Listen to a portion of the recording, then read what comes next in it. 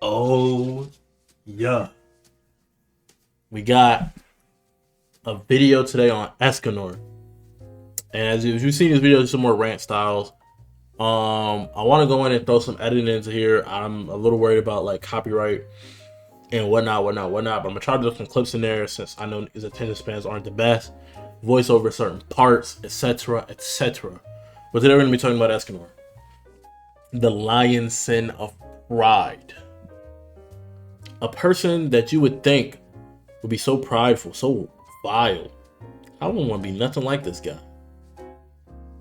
But it's the exact opposite. Everybody wants to be like Escanor. You see somebody say put something in a TikTok video. You check the comments. Who decided that? You know what I'm saying? Escanor, aka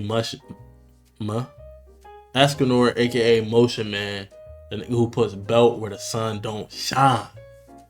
Let me tell you something about Escanor. Escanor is a great character because he embodies pride. If you look at the seven deadly sins, a huge part about who they are is the fact that they embody a sin that they themselves have, but they have it in a way that is kind of contradictory. For example, Meliodas, the sin of wrath, actually has a lot of love in his heart, and he is wrathful for those he cares about. For example, this huge crash out in defiance of the deity, supreme deity, and the demon king is over Elizabeth, the woman he loves that he's had to see die and reincarnate over and over and over and over and over again. You know? That's why when he tries to fight his brother Esterosa, he can't kill him. He has love in his heart. You know what I'm saying? You know what I'm saying? I believe that's how it works because his commandment is love. Either that or it's hatred. It's like whoever has a strong feeling of anything towards him. Yeah, I think it's hatred. Something like that. I don't know. But characteristically, Meliodas is full of love. That is his sin, almost. And he's the sin of wrath because he's willing to do anything for love. He's willing to be blinded for love. Whatever it takes, I want her back. Tegbon, sin of greed. Yeah, he was a plunderer, he was a treasurer, he was a thief, sure, a greedy guy. He went looking for essentially the elixir of life that grants him his immortality. And when he figured out that if he removed that, the forest would die, you know what Bond did? Oh no, I don't need that then. I love the ale from the grapes that grow here. I'm not gonna, you know what I'm saying? I'm not gonna take this thing and kill this forest. That's what a greedy would have done. Instead, he starts kicking it with Shorty. And he start talking about the forest and he start learning.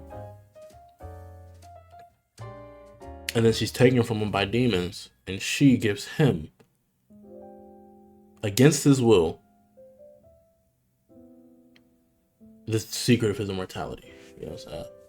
Fountain of Youth, I believe. Something of that nature. I can't quite recall. But Elixir of Life, I don't know. I don't know the like, not, I guess like the semantics of it. But point proven, they embody their sin, but every sin can be used positively. If you want to make it religious, in almost any text I've ever seen, any sacred text I've seen, we're sinners. We're told that we're not God. We're flawed. It's meant to be that way. Knowing that's the case, you have to sin properly. It's common sense. If I'm a sinner, sinning is wrong. I'm going to sin no matter what. That implies that for me to also be good and have potential to be good, that these sins can be used in positive ways. And that's what seven deadly sins are. Now, Escanor is the sin of pride. He was born with power that he didn't ask for. It made his life incredibly dull. Because whoever I fight, I wash, but meets Meliodas. Meliodas recruits him into the seven deadly sins, you know what I'm saying? But when he meets Meliodas, he's like, yo, I'm like that, bro. You sure you wanna fight me, bro? Meliodas whoops, bro. You know what I'm saying? For the first time, he felt human, bro. And he is a human. He is a mere human, but there's nothing mere about this human. Escanor is that guy.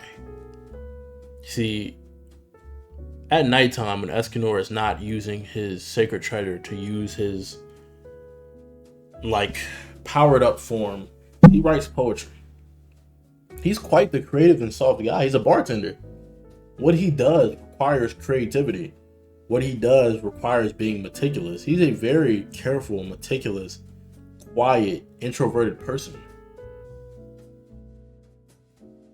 But when he's in that form, a certain amount of pride to him, a certain amount of respect for himself that he grows to have.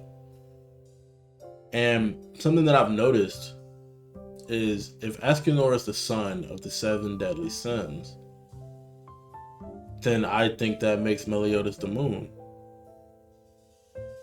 Because the moon shines brightly even throughout darkness. The same way Meliodas found time for love in a relationship that was forbidden amongst demons, whose main ability, the thing they control, is called darkness. He finds that love in Elizabeth, and he stays with her forever, pretty much. You feel me? So he is the moon of the 7 deadly sins. A celestial body floating in darkness, but reflecting the light. What is that light? Humanity. Escanor is not the sun because he's so much greater than the moon, Meliodas. Escanor is the sun because he embodies humanity. He embodies pride. He embodies work. He embodies effort. Because the Escanor during the night is an Escanor that puts time into his poetry, puts time into being a bartender, puts time into writing about his love to Merlin, who has never reciprocated his love back to him. Escanor is one of the most human characters in all of the 7 deadly sins. And he's literally human. Bond's human too, yeah, he can heal and stuff, but he's human too. But I find it interesting because I see Escanor as a sun, and if you look at it in a certain way, Meliodas can be the moon. And that's why when he lost himself to darkness, when the moon wasn't in the sky, he was getting his assault form, his emotions were being taken away by his curse. Who came to stop him? The one, Escanor, the sun. He reminded him of his humanity. Because Escanor has passion. When Galen was swinging around Rita, this is a heavy 2-handed axe. Escanor shows up. Hey, bro. The 1-handed axe, bro, be careful, but the edge is very precise. It was made perfectly. Look at the weight balance. So even when he's prideful and all swole, Escanor still has an appreciation for craftsmanship, which is literally the art of creating art by infusing your soul, your energy, your perspective, your humanity into something. When you cook, yeah, there's a recipe, yeah, there's steps to it, but you make it different than bro make it, and y'all both using the same recipe. Because your tempo, your rhythm when you cook, the speed in which you do things, how long you let something sit before doing this next step, that intuition, that humanity is what makes it beautiful.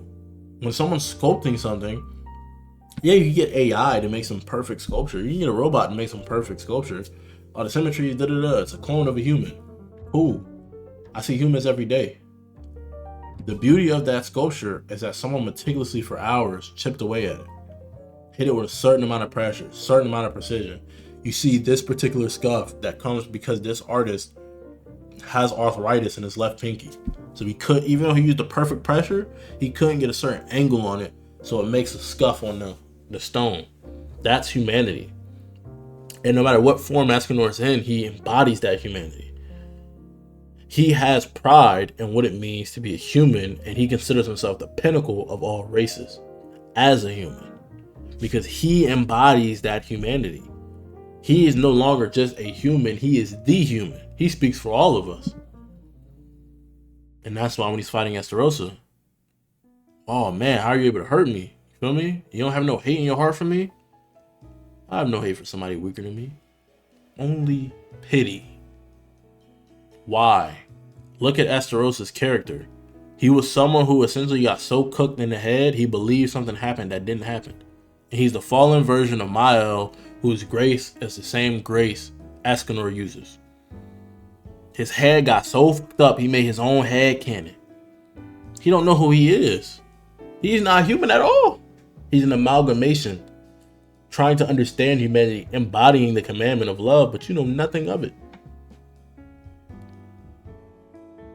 Escanor, the embodiment of humanity, has nothing but pity for you. God, a god flying in the sky.